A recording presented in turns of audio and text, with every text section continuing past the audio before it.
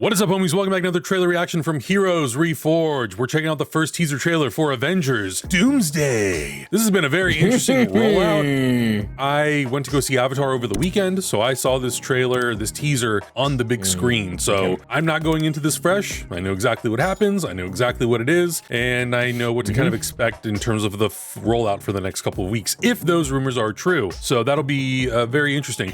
I don't feel like, I can't recall in my head right now, Marvel has done something like this before, like doing a theatrical only rollout and then putting it out on the internet. I feel like usually they tend to come out semi-simultaneously. So very interesting. And it's been interesting to see the reaction of this piece on social media and then having been to the theater to kind of see what the audience reaction is. And I'll mention it after we watch it, but yeah. Well, you also didn't even know that this was out. You were like, oh, it's a 15-second clip. I just sent you the link. It's a minute and a half. And you were like, oh, it's much longer than I thought. Yeah, it is longer. And people have been telling me to watch it left and right. And I'm just like, guys, chill out. I got to save it for the channel. I got to save it for the homies. I got to save it for the YouTube. So I'm here. I had to sneakily sneak away from people to avoid all the spoilers. But I'm glad we're watching this. As you guys know, and if you've listened to this channel for any extended period of time, I'm not really excited for this project. I'm very trepidatious about this project.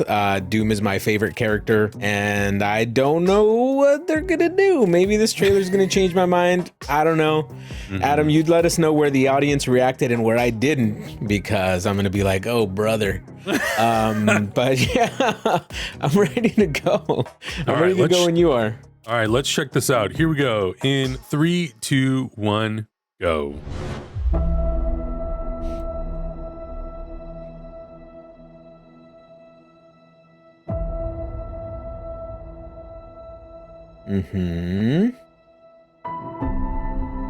Okay. A little triumph, yep, riding a triumph.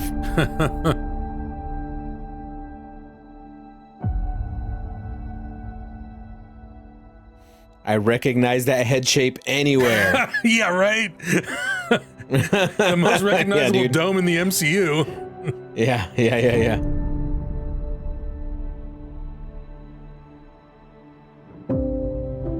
Dang! Little baby super soldier. Okay.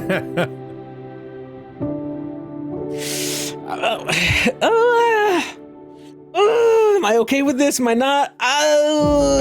Not right now. Not right now. Why? Oh, okay. Sure. This film is not yet rated. Okay. Yeah. 11 was almost a year out. December 18th. Okay, so this ad campaign, is going to be massive then. It's going to be absolutely massive if they're already starting to drop stuff almost exactly a year early. Yeah, they are going to want the entire world to know who's in this movie. And of course they are. I mean, look at the 5-hour live stream they did a few months back announcing the cast in chairs.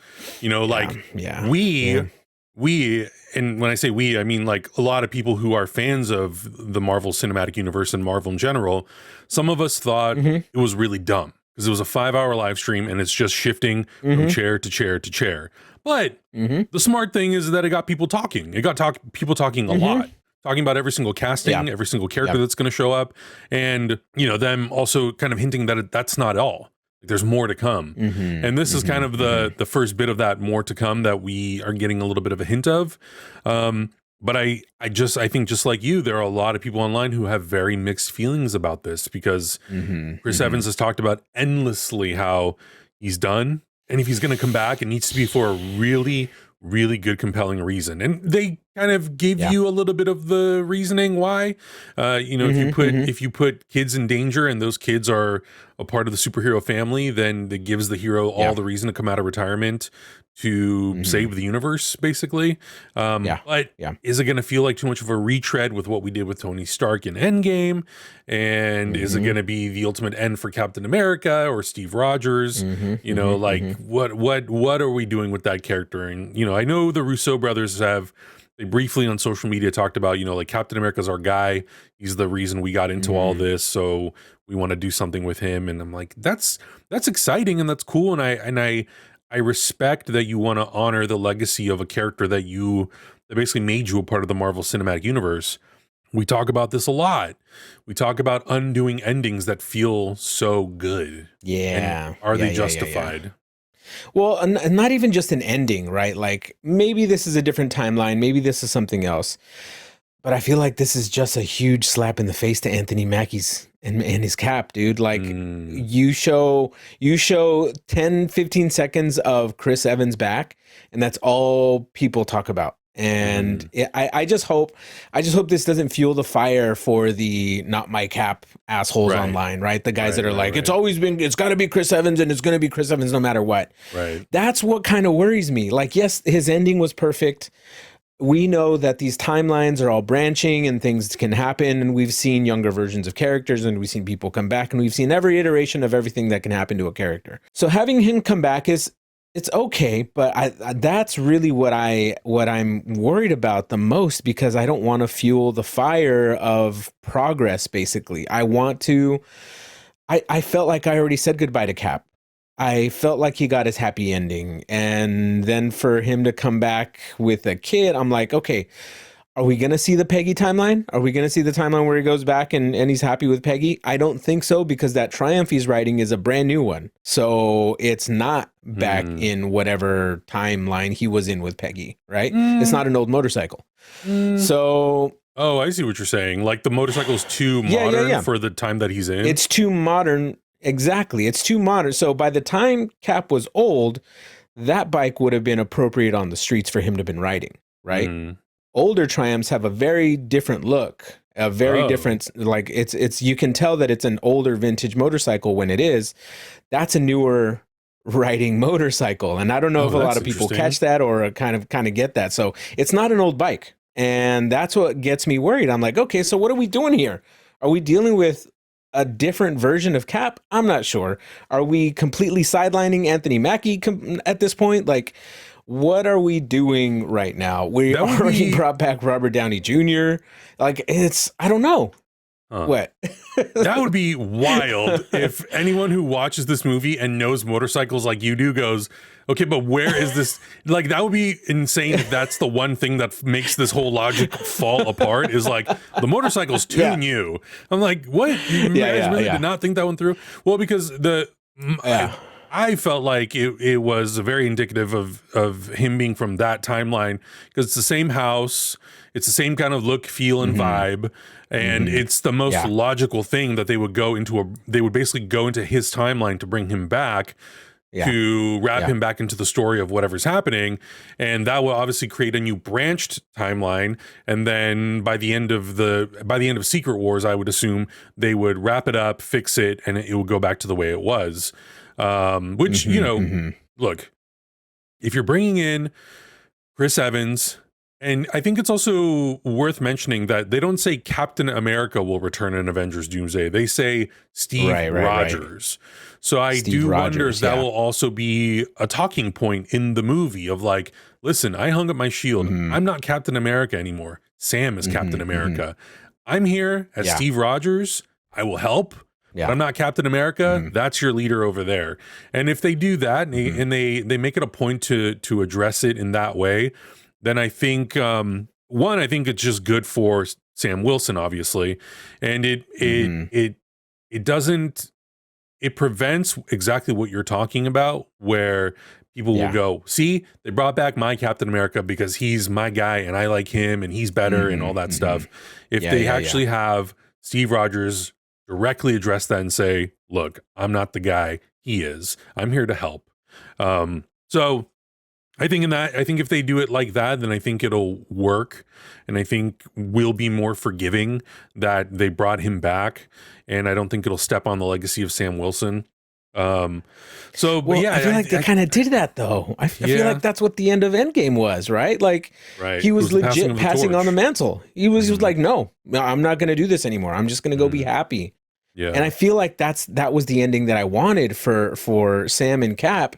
And for them to just come back, it's so I guess the bigger issue with me is I don't understand why they're doing any of this, because I feel like their stories had been wrapped up so much. Now, my positive, my optimist side of my brain is telling me that they have something lined up, that they understand that they're not going to trample on storylines or endings or anything like that. And I should trust the Russo brothers, right? I should know that they understand their story, they understand what they're doing and how they're going to bring things back. But without that context, it keeps me from being super excited. It keeps me from being like, yeah, Chris Evans is, I'm like, Steve Rogers, no, I don't know. I felt like I said goodbye, and I don't want to retread those stories anymore. Yeah. So I don't know. Do you feel any of that, Adam? Are you like completely 100% on board? Like, what's your kind of thought around this? I'm not pessimistic about it, but I'm very middle of the road. Like, I'll be excited once I see the movie.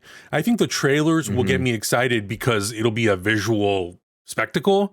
You know, like, it'll be cool to see the action. It'll be cool to see Doctor Doom next to the X-Men, next to the Fantastic Four, next to the Avengers. Like, I think the imagery will make me excited, but I don't think I can be super excited about the story until I know what the story is. And truthfully, like, we're not going to really know what the story is until late next year. Maybe Comic-Con, if Comic-Con is the real kickoff of their marketing campaign, and this is just... So I don't know if you know this, but, and I don't know if this is true, this is just based on whatever everyone's saying on the internet. For the next 3 weeks, they're going to release a new teaser before Avatar. So the next one is rumored to be Thor. Then there might be one for, I don't know what the other ones are. I don't know what the other ones are rumored to be. But it seems like we're going to do these teasers for each original Avenger who's left and reintroduce them, I guess, to the world and kind of tease that they're going to be in the Doomsday story. So I don't know. It remains to be seen because we're still on week 1 and this just came out. So we'll see if on Thursday or Friday it swaps over to the next character. So that's interesting marketing. Like, I like that they're at least experimenting. I think for me, where this kind of fumbled was all the leaks. Like, a lot of the stuff leaked out. People were making AI versions of this teaser trailer. I fucking hate it. Yeah, it really sucks. And I almost feel like they should have taken the Christopher Nolan route and done something else, like done a prologue or done something because as far as I remember, and I get it, like, it's also different because a Christopher Nolan movie there is crossover between Christopher Nolan fans and the Marvel fans, but then you also have the extremely diehard Marvel fans that you know, don't necessarily have an interest in one or the other. So I think, you know, those people are always fishing for scoops and they want to know the inside and they want to know and they want to leak everything. So I don't know if it was avoidable, but I also feel like if Marvel was going to do something, they should have just released it the same day that they were putting it out in theaters and just put it on the internet and not said anything. Well, they didn't say anything, but, you know, to the best of their ability, just try to hide that this teaser was going to be on prints of Avatar. So I feel like that also kind of killed the hype and momentum for me. Was I opened Twitter and some of the first things I saw was, oh, this character's coming back. And I'm like, well, okay. I guess I'm just go watch it in the theater. And then I watch it in the theater. I'm like, all right, this is fine. This is a fine teaser, but it's also weird because it's on a character that was not originally announced in the lineup, and it doesn't really give you anything to really like talk about other than what we're talking about, which is, am I excited for this or not? Because I thought the story was over. So I don't know if it's necessarily generating the best conversation amongst fans. Of course, there are going to be fans who are just going to be excited about it no matter what because they love Chris Evans, they love Steve Rogers, and that's totally fine. Like, I don't think anyone should not be excited. I love them too. I don't think anyone should not be excited. I think just like for us, for example, I think because we grew up on the MCU and we've been there since Iron Man in 2008 and we've seen every single one of these movies theatrically, and the build up to the conclusion of the Infinity Saga was so strong with Thanos and bringing all the Avengers and like Avengers Assemble, all of that stuff. There was so much emotion invested in that. And if that payoff would have not been there, then I think we'd be more like, bring him back. Fine. Let's do something even cooler than we did before. But that conclusion to Stark and Cap felt so earned and it felt so right to everything that was built up in the universe that now going back to that I think it's also truthfully, I think also part of it is like Marvel has not been that consistently great over the last couple of years. You know, like I think it started strong with some of the projects like WandaVision and Falcon, but I think it slowly started to like taper off, and there's characters they've introduced that we've never seen again. You know, we haven't had a Shang-Chi sequel. There's characters that would make cameos that we've never seen. So I think right now, I think it also just feels like a hodgepodge of stuff, and it doesn't feel like there's a clear direction. And I know the Kang of it all also threw a wrench in everything, which sucks. And I can't even imagine creatively how frustrating that is to then have to like rework your story for the next couple of years. But I feel like in the past, when they've had things that haven't hit, they've very quickly recovered and been able to figure out how to just move forward. And for whatever reason, I feel like in phase 5 and 6, well, not so much 4. I feel like it kind of started at the end of 4 going into 5 and 6. They've really kind of struggled to flesh out their like pillar characters. You know, like I think Yelena Belova has gotten the most attention out of anybody. Red Guardian to a certain extent. Bucky continues to be a big part of the story. Same with Sam. Wanda, but you know, now she's dead, quote unquote. So we still have Spider-Man in the mix. So, Spider-Man's in the mix. Which is interesting, but I don't know. I feel like it's a little bit all over the place, and I don't have any central character that I can kind of look to and go, that's my, you know, that's the character that I'm really drawn to. Like I'm a little bit drawn to some of the characters, but there's no like staple. There's no Thor. There's no, well, Thor's Thor, but there, I don't know. I feel like it just doesn't just have its hooks in me like it did before. And it could also be that we're getting older, and the audience is getting older, and new fans are phasing in and older fans are phasing out. That could also be a part of it. But yeah, so I feel like I'm a little all over the place. Let me counter that, because I don't think it's the fact that we're getting older, because if you remember how our entire YouTube career started, our lives were enveloped with these movies and working on them. Yeah. We were living and breathing these movies. So if we were not sick of them at that point, we understood them. We had our fully formed brain, adult brains formed. Like we could watch these over and over and think about them critically. Yeah. And I feel like I don't think it's an issue of getting older. I just think it's an issue of Marvel is facing some adversities. And I guess it just makes sense that, you know, maybe they will fumble from time to time. I'm never going to write them off as like a lot of people do, though, as like dead or the franchise is over or whatever. Because I feel like that's kind of how comic books have been as well. Like if you look, not every single comic book that comes out about every character is a banger. There's a lot of comic books about Superman, which I lot of stinky poops, a lot of stinky Superman poops, a lot of stinky Wolverine poops. Not every story is an absolute banger. And that's what makes comic books fun, is that when you do find those bangers, those are the ones you really latch onto. And once again, maybe this is me just being super optimistic about it, but I feel like we kind of need Marvel to kind of realize that they're not an unstoppable juggernaut in the comic book, you know, in the MCU, even though they were the gold standard. I feel like at this point they're leaving room for other people to do awesome stuff, and I feel like they needed this reset to be like, okay, our fan base is kind of spreading out all over the place. Our stories aren't as consistent as they were, whether that was due to corporate demands or whether that's due to creative stuff happening. It doesn't really matter. What matters is the product that they're putting out, and it hasn't been as strong as we have seen before. Not to say there haven't been some absolute bangers. Guardians 3 is my favorite Marvel movie of all time. So, you know, like there has been some really good stuff that has come out. But I feel like there's just something, that the stride that they need to hit again. And hopefully this is the path setting them on that stride. I hope like they're just going to start going banger after banger after banger after this.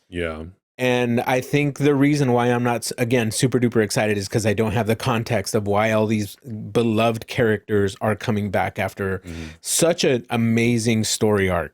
It feels cheap to me, but I don't know the whole story. So I could be wrong. And actually, I'm hoping I'm wrong. Totally. I hope I'm really wrong. And I hope one of these movies has me screaming like I was in Endgame. Like, insert a picture of us crying after Endgame, Adam, because that movie absolutely shook us. Like, we took a picture outside the theater and you could tell we've all been crying. I want to get back to that in one way or another, right? It doesn't have to be Endgame level, stuff, right? But I want to feel for these characters again, honestly, without the nostalgia of like, oh well, there's Cap again or there's Iron Man again. Like, nah, man, we said goodbye. We said goodbye. Yeah. I'm okay with goodbyes and I'm okay with moving forward. But I don't know if that's like outside of our channel, outside of the way we talk, I don't know if that's how the larger fandom feels, because I know there's a lot of nostalgia and I know a lot of people hate change. And so I could be wrong, Yeah. I don't know. I mean, they're even going back to the well, and they're bringing back, and I don't know if they're bringing back those X-Men characters from the 2000 movie. Like, I don't know if it's those exact same characters or if they're just bringing back those actors to play those roles before they change it over to whoever the new X-Men are going to be in the MCU. But even that, I totally understand. Kevin Feige worked for Richard Donner. The Donners were producers on the X-Men movies. He probably has a huge attachment to them, and he wants to give them the spotlight and give them one more sort of like lap around, like a victory lap, which I get, but also we're all jonesing for the MCU X-Men. Like, give us those X-Men. If part of the idea of Secret Wars is, all of these incursions coming to a head and resetting the universe and us coming out of Secret Wars, okay, the MCU's X-Men are here, Blade is here, great. Little bit of a long road to get there, but I'll take it, I guess, as long as Doomsday and Secret Wars are good movies, because we know how the Marvel, well, at this point, the entire internet knows how the Marvel machine works. They go into these movies, they go into production on these movies without finished scripts a lot of the time, and they're iterating constantly, and they're changing things, and they're updating things, and actors are coming back 6 months later to do a new shot, do a new scene, do a new insert, which usually is fine, because most movies do reshoots, they do pickups, all of that stuff. But when it comes to sometimes when it comes to Marvel, they will completely change a third act. They'll completely change a second act. They'll completely change a sequence of events. Sometimes it's to the betterment of the movie, but sometimes it's, I feel like, a detriment. So I don't know. My only hope is that on a united front, fans are mostly happy with the Doomsday and the Secret Wars story.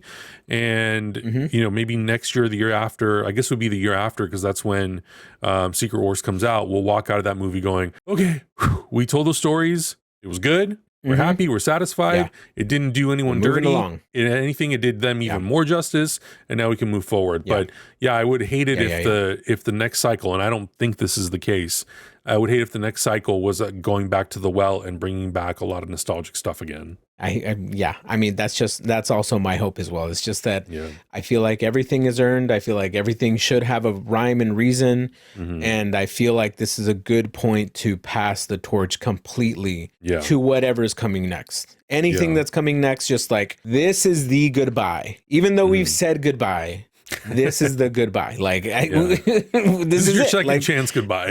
This is your and you're lucky I'm giving you a second chance, because normally if I wasn't so invested in these characters, I'd be like, I don't want to see this. I don't want to see any of this, but we're doing it.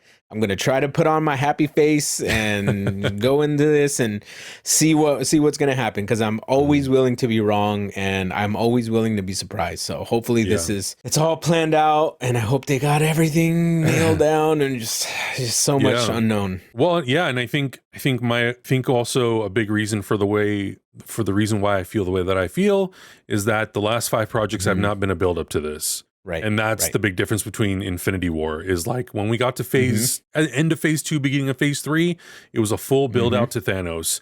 And this kind of feels like, oh, we needed to make a quick pivot, so we're going to do something different. It's like, that's fine. Yeah. I hope it still hits emotionally, but we'll see. And the other thing too is, somebody asked me, they're like, how much homework do I have to do to catch up to what's going on?